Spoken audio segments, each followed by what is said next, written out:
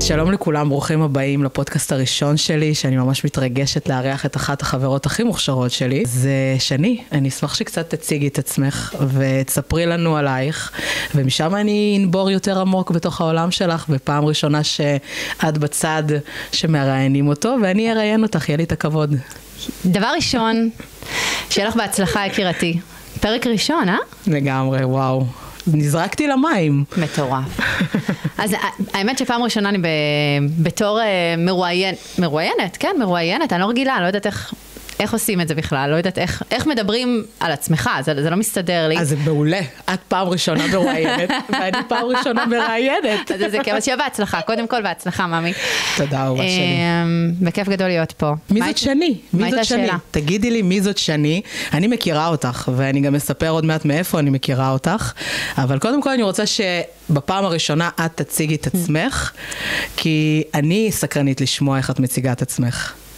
וואו, זו שאלה נהדרת, אני לא יודעת אפילו מאיפה להתחיל, אבל בעיקרון אני חושבת קודם כל, אימא. אני באמת חושבת שאנחנו הגענו לאיזה שלב בחיים שזו המהות שלנו. וואו, זה...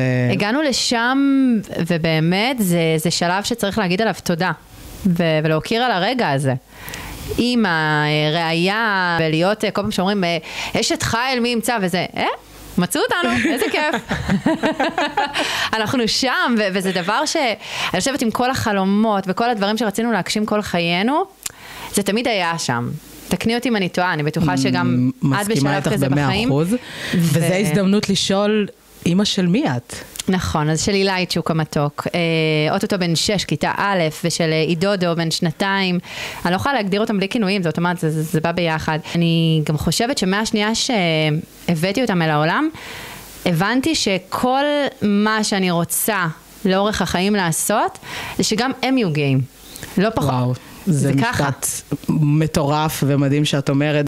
באותה נשימה אני אגיד לך גם שאחת הסיבות שאני רוצה לחזור להתחרות ועוד פעם אחת בחיים בעולם הקרוספיט, זה כי אני רוצה שהם יהיו ביציאה. כי מישהו צופה, סוף סוף יש לזה משמעות. תמיד אמרתי, טוב, סיימתי עם עולם התחרויות, וכרגע יש עוד סיבה למה כן, וזה מכניס אותנו לאיזושהי פרופורציה של למה אנחנו עושים מלכתחילה את הדברים האלה, כי הרי את יודעת, בהרבה מקומות אנחנו לוקחים צעד אחורה, כשאנחנו הופכים להיות הורים. בהיריון, בלידה. זה הפוך לגמרי. לא לגמרי. את יודעת מה? אם אנחנו ישר נזרקות שנייה לרגע של האימהות, אז אני יכולה לבוא ולהגיד לך שיש מעצורים. אני חושבת שבתור אישה אנחנו אוטומט גם... בהיריון הראשון פחות לקחתי את זה בחשבון. הייתי בטוחה שברגע שאני מביאה אל העולם את האוצר שלי, אחרי 3 שבועות הודעתי למנכ"ל של הרדיו שאני חוזרת לעבוד, אוקיי? כאילו אני ילד, נעבור את הברית, טטטם, משאירה את הילד עם אבא שלו וחוזרת לעבודה. יש בייביסיטר, היי, האבא בבית. והוא אמר לי, ידעו על זה שאין שום בעיה כמובן, ושאני אחזור, אבל הוא היה מודע למצב ככל הנראה, שזה לא יהיה ככה. ואחרי שילדתי והייתי בטוחה שאני מעין, הגדרתי את עצמי כמו בייביסיטר, לא הרגשתי שאני אימא. לוקח זמן שנופל לך הסימון. עד שאנחנו מקבלים את כן. בילד הראשון, אני חושב, בילד הראשון עושים את כל אני לא אגיד טעויות, לומדים להיות הורים בפעם הראשונה. חד משמעית. ובילד השני, אני חושבת, אנחנו יותר חכמים ונהנים גם מהתהליך. כי אנחנו באים כבר מוכנים, אנחנו יודעים למה לצפות. אז קל לנו נורא לתכנן תוכניות של, אוקיי, אחרי 3 שבועות אני חוזר, אני עושה, אני פה, אני שם. ואת כזה אומרת, אוקיי, רגע. זה לא יקרה. שנייה. זה לא יקרה. ואני יכולה להגיד שבאמת, כאילו, גם עם אילייצ'וק, שבאמת הילד הראשון שלי, הבכור, הייתי בטוחה שאחרי 3 שבועות זה יקרה, ואני חושבת שרק אחרי 3 שבועות באמת, הבנתי שאני האימא, התחיל לרדת לי הסימון, והבנתי את הצורך כן להיות בבית. ואז יש לך את השלב הזה, את הדיסוננס עם עצמך. הייתי עובדת בתחנת רדיו מקומית, והייתי פתאום שומעת אנשים אחרים נמצאים בשעת שידור שלי. או הייתי רצה לשירותים בזמן שהוא היה ישן בבוקר, כי רק בשירותים היה לי את השקט להקליט את הפינת בוקר, הייתי עושה שאלון בוקר. וואי, אני זוכרת שבסינימה היית עושה... הייתי מקליטה גם, באמת? אני זוכרת וואי, נכון, עכשיו אני נזכרת בזה, שהיה בסינימה שהיית צריכה... חבר'ה, אני צריכה שקט, אני שנייה עכשיו עולה, את לא זוכרת את זה? לא, הייתי עושה את הביקורת סרטית, לא, אוקיי, עכשיו הזכרתי. הייתי עושה פינות של, נכון, פינות בידור, וזה היה לרדיו ירושלים, עם חברה נהדרת אלינה לוי, המתוקה שלי אין דברים כאלה. הייתי עושה חידון בוקר. ולא ויתרתי על זה. גם אחרי שילדתי, בגלל שמאוד מאוד שאפתי לשמר את הגחלת ולהגיד, אוקיי, אני גם אימא ואני גם יכולה לעשות במקביל דברים. הייתי הולכת בשקט למקלחת וככה מקליטה את עצמי, רק כדי שעדיין ישמעו אותי שם בבקרים, שאני ארגיש שאני עוד נוכחת וקיימת. נכון להיום, אחרי שעשית את זה. היית עושה את זה שוב? כן. אז זה קידם בסוף את המטרה שלשמה עשית את הדבר?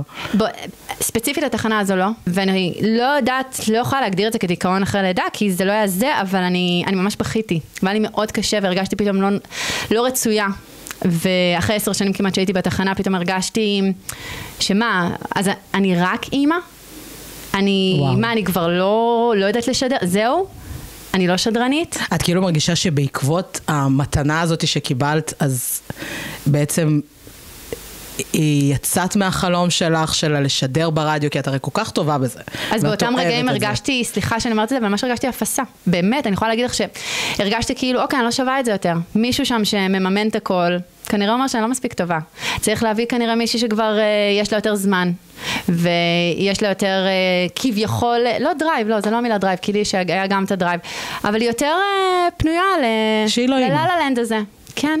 שהיא אומרת, שהיא יסמן כזה, ושהיא שם ב-24/7, ופתאום את מרגישה שכבר, אוקיי, תם עידן. וזה עצוב. אז אני חושבת שכנראה הם כרגע היום מצטערים על זה, כי הם פספסו משהו מאוד גדול. את יודעת מה אני אגיד לך סוד? לא אכפת לי. ואולי one day אני אחזור באיזה כובע אחר, ואם אני אחזור בכובע אחר זה יהיה נטו מהסיבה, כי אני ארצה. לא כי אני אתחנן, ולא שיתחננו אליי, אלא זה יהיה ממקום שאני ארצה להיות שם. איך התמודדת עם המשבר הזה, של את לא פתאום טוב. לא שם? לא טוב. לא טוב. מה עזר לך? מה עזר לי? החיים עצמם. להמשיך לנוע, זה גם היה עם הקורונה. זה ממש היה עם הקורונה, ילדתי אחרי 3 חודשים היה את הקורונה. ופתאום ממצב שתמיד הייתי בלוקים, ועד החדר לידה הייתי לבושה. בלוקים של שמלות ומתוקתקת, ועם המתאפרת לחדר ניתוח, את קולטת ניתוח, למצב של עוברת לטרנינגים. לא יודעת מי אני, לא יודעת מה אני. והמשכתי אחרי איזה כמה חודשים את התוכנית, את הפינות בידור שלי, כי אמרו לי שלא יחכו לי יותר, ו-now or never. אז ממש הייתי עם המנסה, עולה לשידורים, שידורים בלייב. וממשיכה להריץ את זה, מקווה שהיא וואו, איך לא תיעדת את זה. זה יכול להיות, וואו, קונספט מדהים. אז משמרת טיפה את הגחלת, אבל בו זמנית מרגישה שכבר את הדיסוננס בין חיי האימהות שלי למשהו שרציתי לעשות וכבר הוא לא יקרה. ואחד מנקודות הרגעי סיק האלה שאני זוכרת שהשפיעו עליי, זה היה לפני איזה 3.5 שנים שהגעתי לאיזה כנס של תקשורת ופלברה שכזה, ועניין אותי שם רק דבר אחד, ידעתי שהדר מרקס נמצאת שם, וניגשתי אליה בעמדת קפה, לא עניתי שום דבר, שיחקתי אותה כאילו אני רוצה להזמין איזה משהו, וניגשתי אליה, והתחלתי לשפוך, כאילו, התחלתי באמת להגיד לה, שאני ממש מעריצה אותה, שאני אוהבת אותה, ואני אוהבת את הדרך שלה, ושאני מאזינה לה הרבה, ואני אוהבת את הדרייב שלה, ושאני אשמח לבוא אליה לשיעורים לאיך לעשות רדיו. אז היא אמרה לי, רגע, מה... ואז סיפרתי לה קצת עליי, והיא אמרת לי, תקשיב לי טוב, את שדרנית רדיו, זה מה שאת עושה, נכון. את יודעת לעשות את זה. וואו, היא כל כך צודקת. זה מה שאת עושה, אמרתי לה, לא, אבל את לא מבינה, אני לא עשיתי את זה כבר כמה זמן, ואני כבר לא בתחנה שהייתי, וכבר אין לי את הפינה, לא, אז אני לא, אז אמרתי, לא. את יודעת מה זה לשבת באולפן, את יודעת להגיש, הכל בסדר, את לא צריכה ללמוד את זה. הכל טוב, שזה יקרה, זה יקרה. למה הרגשת צורך אחרי שעשית את זה, באמת אחרי כל כך הרבה זמן, ללמוד את זה? כי הרגשתי שכנראה אני כבר לא שם. כנראה הוציאו אותי מכמה מקומות, כי אני כבר לא מתאימה. אז השאלה המתבקשת שלי זה, האם את חושבת שיש לאימהות מקום בתעשייה הזאת? חד משמעית. והגברים האלה, החמודי נפש האלה, שיבואו ויגידו לנו אחרת, אז הם לא יודעים מה זה לג'נגל בעולם הזה. והם לא מבינים כנראה את מהות החיים האמיתית, שזה בפועל באמת, באמת, באמת, שנוכל לעשות מכל הלב את מה שאנחנו אוהבות, ובו זמנית גם להעניק לדור ההמשך שלנו את הכל. לא, סתם, אני צוחקת מהבחינה הזו של להראות להם, כי זה לא להראות להם. זה להמשיך להוכיח לעצמנו שאנחנו מסוגלות לעשות הכל. חד משמעי, מסכימה איתך, וזה נושא שמדברים עליו, נראה לי, בכל פלטפורמה אפשרית, אבל מילים יפות, אבל השאלה במעשים, איך זה מתבטא. האם היום את יכולה להגיד שבתעשייה, בין אם זה בטלוויזיה, בין אם זה ברדיו, באמת, באמת, באמת, יש את המקום הזה של להיות אימא, שמקבלים את זה, שאת יכולה באמת להגשים את החלומות שלך, מבלי להרגיש אשמה. שאת חושבת, רגע, מתי אני אכנס להיריון השני? מתי הראשון? רגע, צריך לעלות עכשיו תוכנית מאוד מאוד חשובה. האם היום באמת את חושבת שזה משהו שלמישהו, את יודעת, שהוא לא בפנים עד הסוף, שהוא מתחיל, שהיא בתחילת דרכה? תקשיבי, יש עיכובים. בואו לא נהיה תמימים, אוקיי? אי אפשר באמת, נגיד, את אומרת בתחילת הדרך. את כבר לוקחת בחשבון שיש את השלב של ההיריון, שאפשר, את יודעת, להמשיך לרוץ כרגיל. אבל אז מגיעים לשלב של הלידה וכולי, שחופשת לידה, היי, אפשר להגדיר את זה כחופשת לידה. ואז את מוצאת עצמך בבית, וזה משפיע. גברים יכולים להמשיך לנוע. נכון. הם יכולים שבוע אחרי, יומיים אחרי, חודש אחרי, לחזור לעבודה והכל כרגיל. ואנחנו באמת צריכות להיות נוכחות, וזה לא משנה באיזה שלב ובאיזה גיל. אני בטוחה שגם את מוצאת עצמך יותר על הלוז, מה עוד צריך להביא בבוקר לגן, ומתי לעשות. הנה, עכשיו אנחנו צריכים להביא חסות ותפוח אדמה. והילד לא מרגיש טוב, אז יתקשרו לרוב לאמא. הג'ינגול הזה. אבל בו זמנית אפשר לעשות את הגם וגם, כי אני חושבת שברגע שאנחנו באמת רוצות משהו מהבטן, בוורידים, כמו שאנחנו נרצה להקים משפחה וילדים ונעשה את זה, אז אנחנו יכולות גם לבנות עצמנו. אז אני רוצה שתספרי איך את עשית את זה, כי אני אספר לכם איך אני הכרתי את שני. אני הכרתי את שני שעבדנו ביחד בסינמה סיטי. נכון. והיא עדיין עובדת שם, אבל מלבד שהיא עובדת בסינמה סיטי באחד התחומים, אני חושבת שהכי מבוקשים, שזה השיווק, האירועים, את בעצם עושה עוד דברים מדהימים שמפתחים אותך, ואת מפתחת את עצמך, ואת נוגעת בכל כך הרבה תחומים ואנשים, ואיך את מצליחה? איך את עכשיו אימא לאילי צ'וק ולעידודו, ומצליחה לעשות את כל הכוכבים, והפוטרקאסט שהפך זה כאילו... אוי, זה לב הדבר הזה. אז קודם כל אני רוצה שתספרי לי על הנישות הנוספות שלך, ואני רוצה הנה עכשיו מקשיבה לך אימא שיושבת בבית, מחפשת את עצמה, ואיך את קמה ואומרת, אני מצליחה לעשות את זה, כי את עובדת גם במשרה מלאה. נכון. ואת עושה גם את הפוטרקאסט, וגם את כל הכוכבים, וזה לא סתם על הדרך, זה פלטפורמה שלמה, שמי שלא מכיר את שני לא יודע, אבל היא פריק קונטרול, וחשוב לה כל פרט, והיא עוברת על כל פרט, וזה אומר שבעצם אין מצב שמשהו לא עובר דרכך. המאזינים של הפוטרקאסט יכולים להגיד לך הם אומרים שיש לי זיכרון מאוד מאוד חזק וטוב. הם כנראה אבל לא מודעים לרמת החננה אני עובדת ממש קשה, ואני קוראת הכל, וממש אכפת לי, ואני נופלת תמיד לדיטלס, ואני תופסת את הדברים הכי קטנים, ואני אשאב לשם, אני תמיד אמרקר ורשום לעצמי, וכזה, אבל זה אופי. אני באמת חושבת שזה אופי. ואני יכולה להגיד לך שתמיד רציתי תקשורת, תמיד אהבתי את העולם הזה, תמיד עברתי ליד... זה מה שלמדת גם. זה גם מה שלמדתי. רציתי גם לפני האמת, אבל לא יודעת, החיים, המגמה לא התאימה, לא היה תקשורת אז בדיוק, ולא קיבלו אותי, לא ניסיתי האמת לגלי צהל, הלכתי לכיוונים מעט שונים, שאני יכולה להגיד לך, דרך אגב, בצבא הייתי צריכה לעשות כל לילה הצגות פעילות. להציג למפקדים תמונת מצב, סטטוס בפיקוד צפון, מקצועיות כאילו? כן, לשבת ממש בחמ"ל ולהציג את היום, מה היה במהלך היום? אז כל הזמן אמרתי, אוקיי, אני יונית לוי עכשיו, אני מעבירה את הכל, יאללה, ולדבר על המזג אוויר, אז מה זה עכשיו? אז תמיד השוויתי את זה, אוקיי, עכשיו אני כמו בשידור.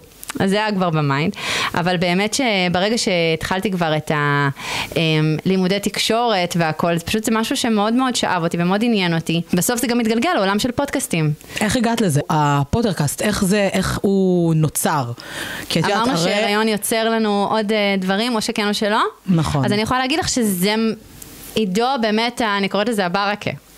חד משמעית, יש שם משהו שבאמת הריון גם יכול לייצר מאוד התחלות חדשות, ולא לפחד מזה, בנות, לא לפחד, זה קורה.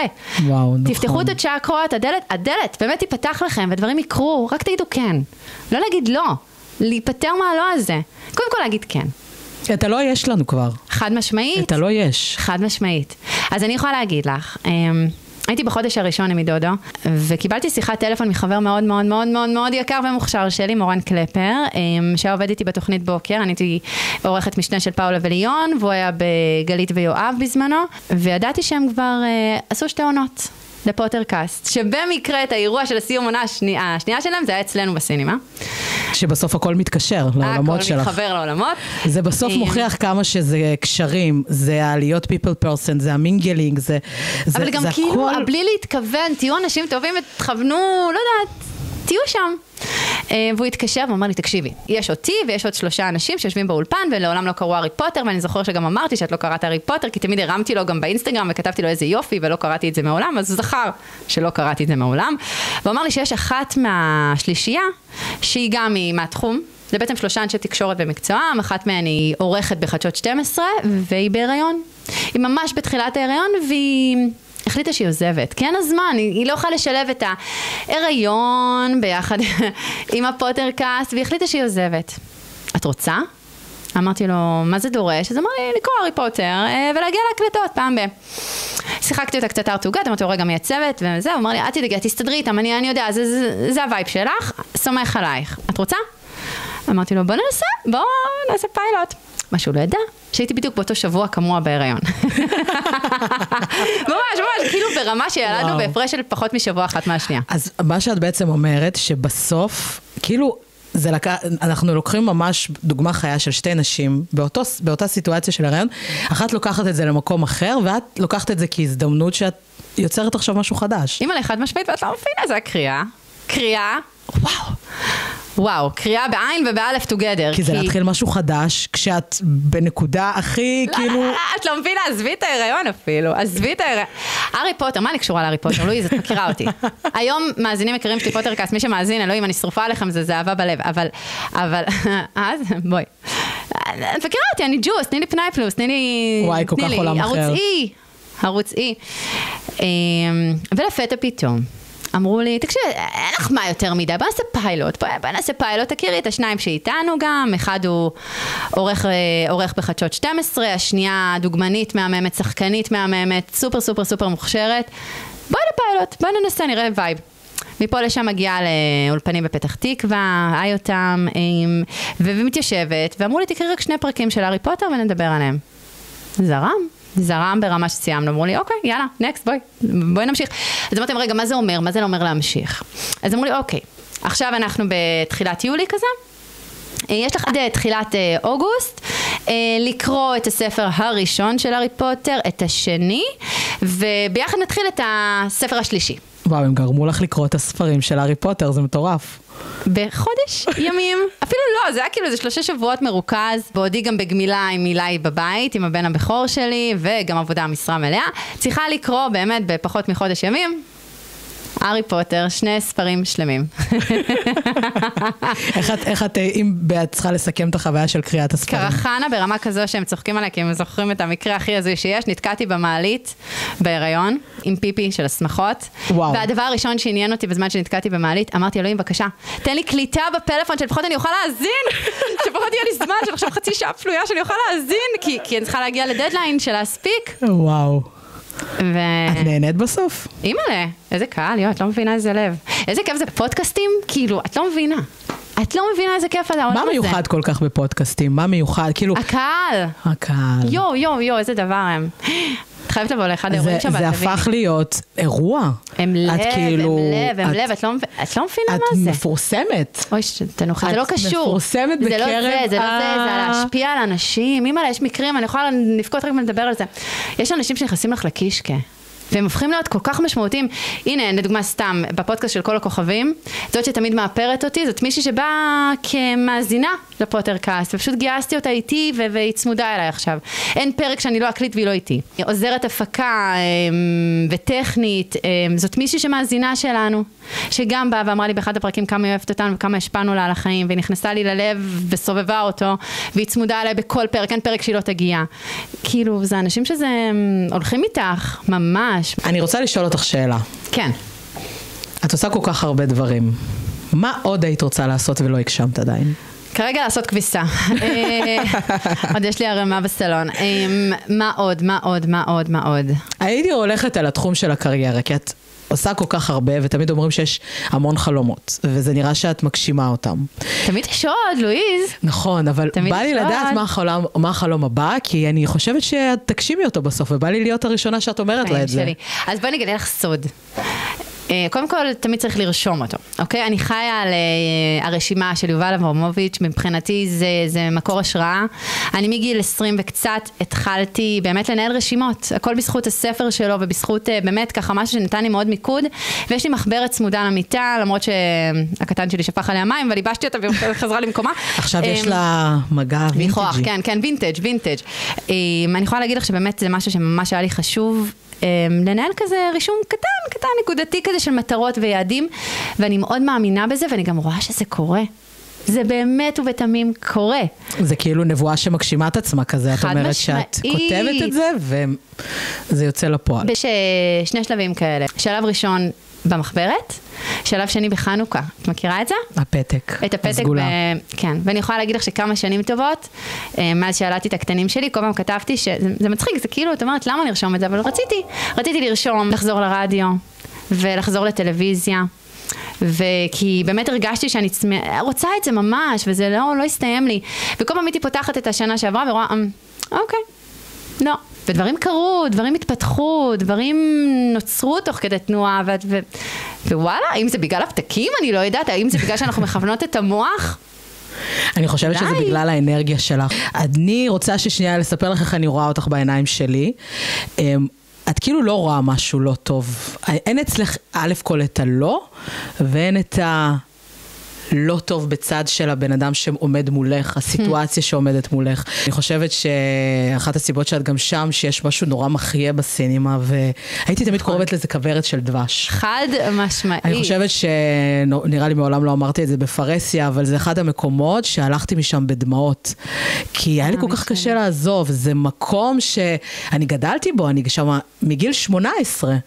מגיל 18 הייתי בסינמה, ואני אומרת שהיה לקבל אותך לסינימה ולראות ששום דבר לא יכול לשבור את רוחך. זה תבקשי ממני את הבמה. כן, את זוכרת? בטח, באתי עם איזה ארגז, הביאו אותי מגלילות ככה עם ארגז, באתי צעירה פעורה כביכול אליכם, אחרי שהייתי בתוכניות בוקר, ולא מכירה את העולם הזה של קולנוע ורגילה, את יודעת, לתחומים אחרים, לראות טלנטים כל היום וזה, ופתאום אני מגיעה לריח של פופקורן, ולסגנון אחר של לחץ של עבודה כזה, של האירועים ואוכל, ואין פתאום אקשן על מצלמה שצריכה עכשיו להידלק, ואין לבנות ליינאפ מהסוג הזה, עולם אחר לגמרי. אני זוכרת שהסתכלתם עליי, וכאילו לא הבנתם מאיפה נחתתי כזה פתאום. לא היינו רגילים לקבל, אני חושבת בסינמה כולם מדהימים, אבל את הגעת, כאילו את לא גדלת בתוך הסינמה. נכון. ולא ידענו מה מצפה לנו. כי השיווק בסינמה זה טייפקאסט מאוד מסוים, ואני חושבת שכשאת הגעת, את שינית אותו ב-180 מעלות. יאמר לזכות אבי שגייס אותך. כי הבאת איתך משהו אחר. הבאת אהבה לעולם הזה, גם, אני חושבת, גם מהצד שלנו, המיישמים בשטח, כי גם שאת כאילו היית מרגיעה את כולם, לא רק את המנהל אירוע, גם את המסביב, אלה שרוצים לתלוש את השערות, מה עושים, מאיפה מביאים את הבמה, איפה הבורג, איפה המות, איפה... תמיד היה בסוף פתרון להכל, תמיד הכל היה מסתיים בהרמוניה, וכזה מקבלת פרחים ושוקולדים, ותודה שני, ואיזה מדהימה, וחוזרים שנה אחרי שנה לעשות אירועים. זה כיף, זה כיף, בגלל זה מאוד ממכר גם המקום הזה, את מבינה? זה באמת בית שלא משנה מה אני עושה בחיים, אני לא מסוגלת לוותר על זה. אבל אני חושבת שזה גם הרבה את, כי אני חושבת שהמון אנשים שם, זה מערכות יחסים שאת יצרת, ואת יודעת, הכל בסוף מתחבר, בין אם זה האירועים שעשיתם של הפוטרקאסט, שגם חיברו לך את עולם הסינימה, לאולמות. זה הפך להיות בית. ואני הכי אוהבת דרך אגב, לעשות את האירועים שלנו שם. כי את עושה אותם בבית. גם כי אני מקבלת את זה בסוף, סתם לא. לא, באמת שלא. אלא באמת זה מקום שאני מרגישה בו כל כך בבית. וזה כל כך ביטחון את יודעת, זה מרגיש נכון. זה באמת מרגיש נכון. ולהביא את המאזינים שבאמת הפכו להיות המשפחה שלי לבית, זה כאילו, מה אני צריכה יותר מזה? נכון, זה כאילו, את מקרבת אותם עוד יותר אלייך. הייתי רוצה שרק זה ילך ויגדל, כי אני חושבת שאת מטורפת במה שאת עושה. תודה רבה. ואוי ובוי להם אם הם איכשהו יצליחו לפספס. באמת, אני מאוד מאמינה שלפעמים צריך להיות במקום הנכון, בזמן הנכון, ולהקשיב. ולדעת להקשיב. כל כך נכון. את יודעת, לדוגמה, סתם, כזה, זה כמו דלתות מסתובבות כזה, להיות בזמן הנכון, מקום נכון, ולדעת באיזו דלת להיכנס. ישבתי לדוגמה במקרה עם איזה בחור באיזה שיח הזוי בכנס תקשורת באילת, וממש התחלתי בטעות לבכות. אני בכיינית, אבל כאילו מה הסיכוי לבכות ליד בן אדם זר, ואז סיפרתי לו שאני רציתי לעשות סטאז' ורציתי מאוד לעשות בגיא פינס, ולא היה לי את האופציה לעשות בגיא פינס, ואז הוא אומר לי, למה את רוצה שם? אמרתי לו, כי אני חיה בידור, חיה תרבות, ואין את זה דרך המכללה שלי, אין את האפשרות. 3, 2, 1, אחרי שבוע ימים, הוא שולח לי הודעה, התקבלת, סידרתי לך. אמרתי לו, מה? והסתבר שהוא היה עורך באייס, בחור מדהים בשם אלכס, והוא סידר לי את הסטאז' שם. וואו. או לדוגמה, דוגמה קטנה, אבל אני יכולה, שהיא גדולה, שהיא חלק מאוד משמעותי מהחיים, יש לציין, ותודה לאלכס. בחיים הבוגרים שלי של עכשיו, כבר בשנות ה-30 פלוס, אני יכולה להגיד לך שאבי אדרי, באמת, מבחינתי זה אוויר לנשימה, הבן אדם הזה, הלב הענק הזה, שהוא המנכ"ל של הסינימה, ויש לו המון דאגות בחיים, והמון עיסוקים בחיים, והלב הענק הזה, לפני שנה וקצת, באתי להביא מצגת, ואמרתי לו, זה החלום שלי, זה המטרה שלי, אני מאוד אוהבת את התחום, אני מאוד אוהבת את העולם הזה של הפודקאסטים, אני מאוד אוהבת את הבית הזה שהוא שלך. ובא לי להרים את זה עוד שלב. בא לי להרים לך פודקאסט שהוא יהיה הבייבי שלי ושלך, מה שנקרא. וואו. והוא לקח את זה בשתי ידיים, אמר לי, רוצי, מה שאת רוצה את מקבלת. ואת מבינה שזה המון בזכותך. ובזכותו. נכון. הוא נתן לך את ה... וזה כל כך מדהים, וזה מביא אותי למקום של לשאול אותך, מה בכל הכוכבים הכי הלחיץ אותך, שאת יודעת, את יצרת את זה, כמו שאת אומרת. בפרק הראשון, סיימתי את הפרק והתיישבתי על הרצפה, והתחלתי לבכות. מרוב שאמא שלי הרגישה שאני בלחץ, ולא ידעתי שהיא הבינה, לא הבינה עד כמה. היא הגיעה לשידור הראשון. אמא שלי בחיים לא מגיעה לשידורים שלי ברדיו. היא לא מגיעה, כאילו, זה להביא את אמא לעבודה, אוקיי? זה הגיע למצב חשבתי שהיא תלך, ומסתבר שהיא ישבה שם בחדר איפור לאורך כל התוכנית, וצפתה, ובסוף שהיא נכנסה לאולפן ביחד עם האנשי הפקה, פשוט התחלתי לבכות. כי זה באמת לבנות משהו במו ידייך, מאלף עד תף, כמו שאת רואה פה. שאת יוצרת את הבייבי שלך, ואת כותבת את השאלות, ואת יוצרת את הפורמט, ואת מזמינה אנשים לאולפן. הזמנתי לפרק הראשון את חנן וגיא, כאילו, זה מטורף, זה להביא אנשים בואי, יודעים דבר או שניים על העולם הזה. איך היה להגשים את החלום הזה? מה הרגשת באותו רגע? לידה, זה ממש תינוק, זה ממש להביא לעולם משהו שאת מרגישה בכל הלב שהוא שלך, והקושי הוא לדעת לשמר את זה, ולדעת להמשיך לנהל את זה, כי יש המון רעשי רקע, והמון גורמים שפתאום נכנסים. מה הקושי הכי גדול שהיה לך בכל הכוכבים? זה הבנייה של הלוזים, וענייני תוכן, ודברים טכניים שפתאום צצים, ואת מגלה אי אפשר להישאר עם התום, שאת מגיעה איתו לפעמים, שאת רוצה באמת שזה יישאר תמים וקטן, ואיתו תפרחי, כי באמת את יודעת מה את רוצה. את מכירה את עצמך כמה את מוכשרת ואת מאמנת בחייך, בפן של הכושר והפן הרגשי והפן של הכל, ואת רוצה את זה להציף הלאה. ופתאום באים ואומרים לך, אל תדברי על זה. צמצמי.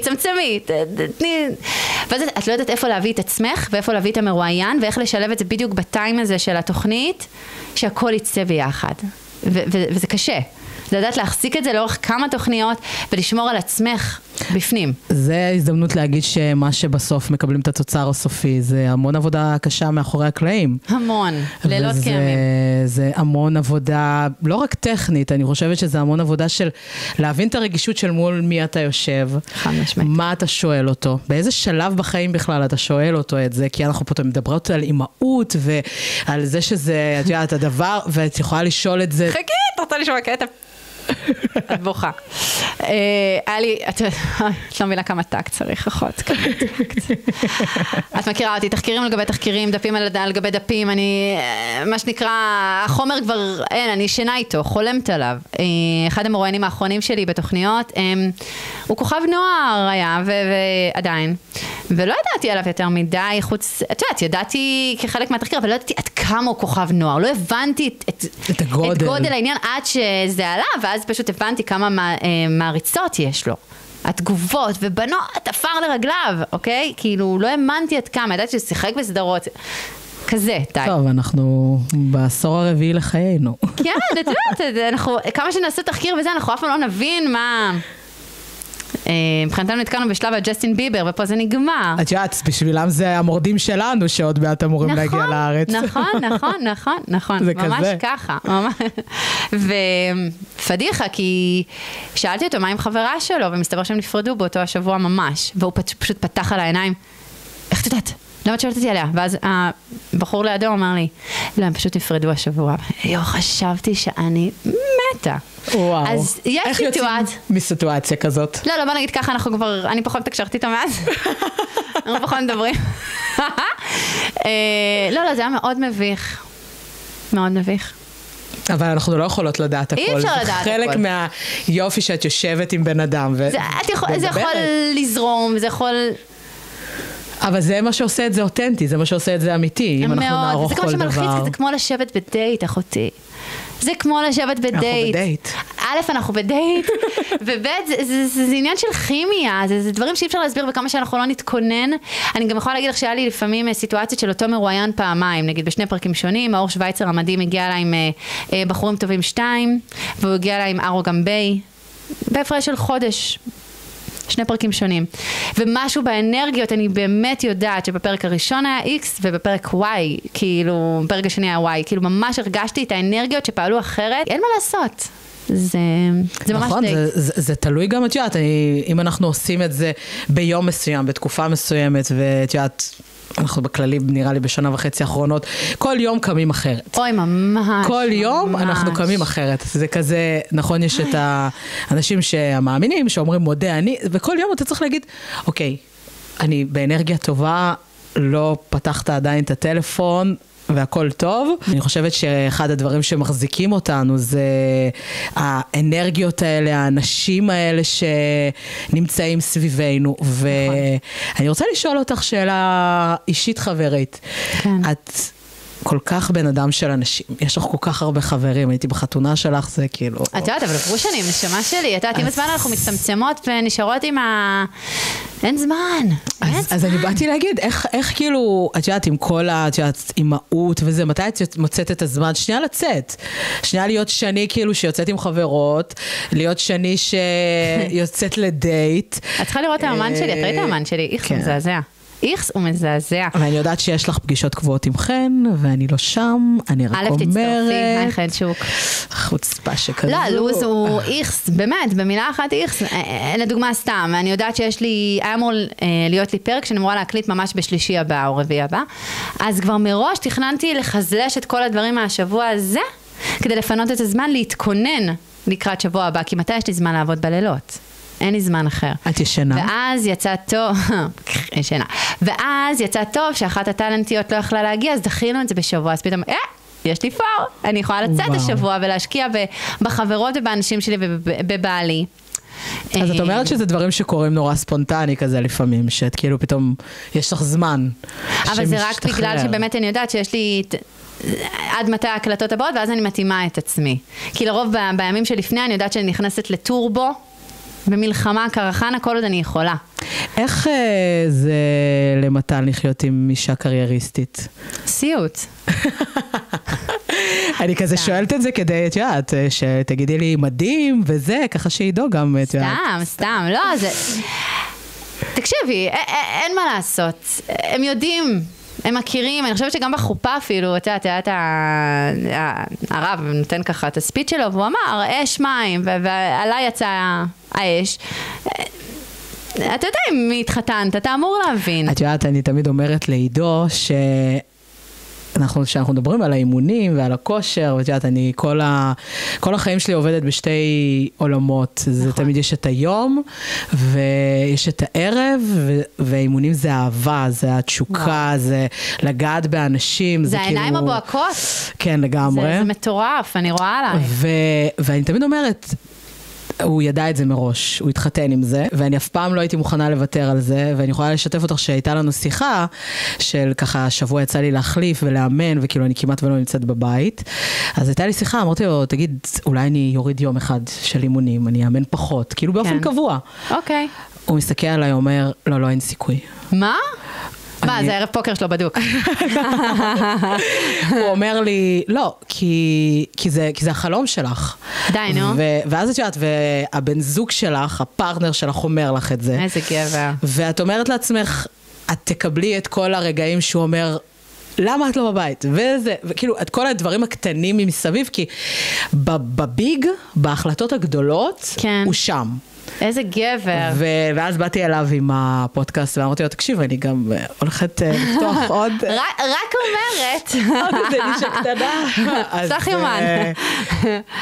אז זה היה שם רק פרגון, ואני חושבת שאחד הדברים שאני חושבת שגם את מצליחה, ואני כאן ירים למתן, זה כי יש מישהו בצד השני שמאמין בך, גם אם הוא אומר, לא, תהיה את, אני יוצא, גם, אבל בתמונה הגדולה... הוא מגיע, נגיד, הוא היה באירוע שלנו, בעונה הרביעית, שעשינו באולם הגדול בגלילות, והגיעו ממש כל המשפחה שלי, חוץ מאמא שהייתה צריכה לשמור על הילדים, ואני זוכרת את המבט של מתן, אימא'לה, הוא היה בהלם. המאזינים בחוץ הצטלמו איתנו. מעריצים, מותר להגיד מעריצים, לא, כי ככה מתן אמר, אימא'לה, יש לך מעריצים. לא, מאזינים.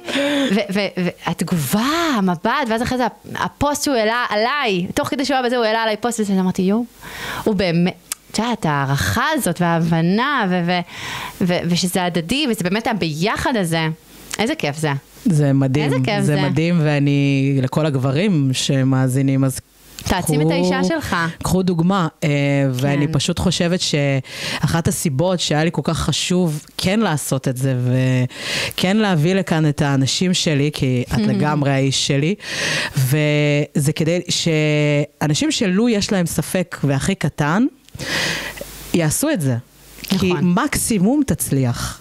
איזה משפט מדהים. מקסימום תצליח. זה מדויק ברמות. אני רוצה להגיד לך שאני מאוד מעריצה אותך. אני מאוד אוהבת את כל מה שאת עושה, ואני רוצה רק לשמוע עוד משני, כי זה כל כך כאילו, את יודעת, דיברנו לפעמים על האינסטגרם ועל זה, אז מי שפה מעצב אינסטגרם היא תשמח. וואי, חד משמעית. כל כך לראות אותך ולשמוע אותך במדיות. אבל הקשבתי לך, מי לימדה אותי להתחיל לעלות דברים? אני בן אדם שמאוד מאמין שכאילו, את יודעת, מפה לאוזן, דברים רצים. למה? אני קצת גוסקנה במהותי כביכול בקטע הזה, אני מאמינה שמה שצריך... צריכים לשמוע אותך. את צודקת. אנשים צריכים לדעת מי את, ואחת הסיבות שהיה לי חשוב שאת תהיי כאן בפעם הראשונה איתי, קודם כל, כי לשבת מול מישהי שעושה כל כך הרבה פודקאסטים, זה כאילו הכי נחיתה רכה, אבל זה, כי אני חושבת שיש לך ערך שעדיין לא הובא מספיק, לא... אבל זה פיצוח, אנחנו כל הזמן צריכות לפצח את עצמנו. נכון, ואני חושבת שזה השלב שאני אומרת, אני רוצה לראות יותר משני. ממי. ואני רוצה... פתח לי את הצ'קרות, אני מודה, כל העולם הזה, אני תמיד ידעתי שאני רוצה גם לקחת את זה לעולמות של אימהות יותר, והתמרון בין השתיים, ואני חושבת שגרמת לי להבין עד כמה זה מדויק לדבר על זה, וזה בסדר לדבר על זה, כי כל פעם אני מוצאת עצמי בכל פודקאסט שאני נמצאת בו, בכל שלב שאני נמצאת בו בחיים, את יודעת, כאילו משאירה בבית את כל הבלגן, ואז מגיע כאילו הכל פיין, כאילו לא עברתי קרחנה לפני 10 שניות, ופתאום מותר לדבר על זה גם. נכון. ואיזה כיף.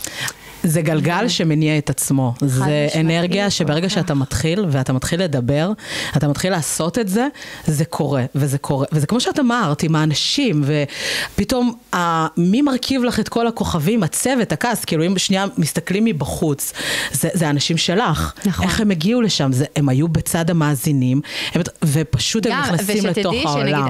המנחה המאמם לצידי ואיש טכני, זה אנשים שבבטן הרגשתי שהם נכונים, ופשוט גייסתי אותם לבפנים, כי ידעתי שזה הווייבים. אני חושבת שאחד הדברים, אחד הכוחות על, אפרופו השאלה שרציתי לשאול אותך בשאלות הזה, זה מה הכוח על שהיית רוצה שיהיה, אז את עוד מעט תעני לי, אבל הכוח על שכבר קיים לך, זה שאת יודעת להרגיש. את יודעת להרגיש אנשים.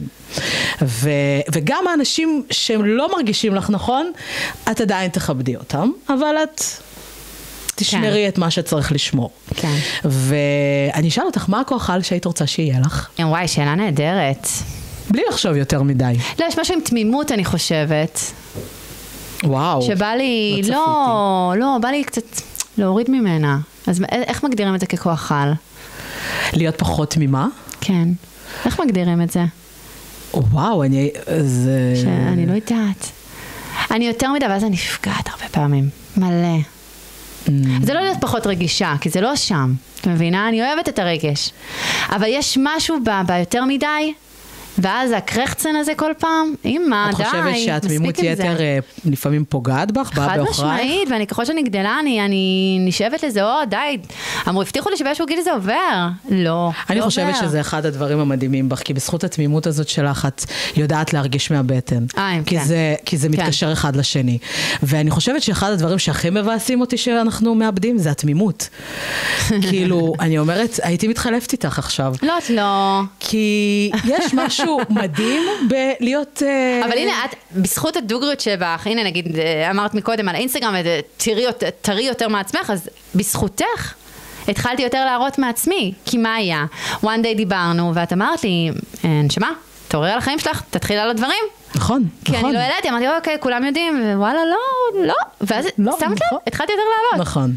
יאמר לזכותך, יש לנו שם על מה לעבוד עדיין. באמת? טוב, אבל זה מדהים. אני אקח אותך לשיעור חד משמעי. מי ישמע איזה אושייה, כן? אני לא. אבל אני פשוט כל כך מוקפת באנשים שכל היום מדברים איתי, אלוהי, זה מעלים בשעה ככה וככה. יו. זה פשוט עולם, ואני אומרת, תקשיבו. אני נשאר בעולם אותנטי. החשיפה הזו, זה קשה. אני חושבת שזה לא מתאים לכולם, אבל אני חושבת שאנשים בזכות הדבר הזה מגשימים את עצמם גם. מאוד. ומי שאמיתי, יש המון לא, אבל גם אלה שלא, אני אומרת, אולי זה הסייפטי זון שלהם. אנחנו עושות משחק שאלות קצר. כן. הדבר הראשון שעולה לך לראש. עולה הרבה תמיד, לא יודעת, שאין לנו בהצלחה. אני לא נותנת לך הזדמנות עכשיו. הדבר הראשון שעולה לך לראש, והנה כאן אנחנו כולם עדים. כן. את עונה. אוקיי, יאללה. יש לך 5 שניות. שוט. יאללה. אם היית צבע, מה הצבע שהיית? ורוד.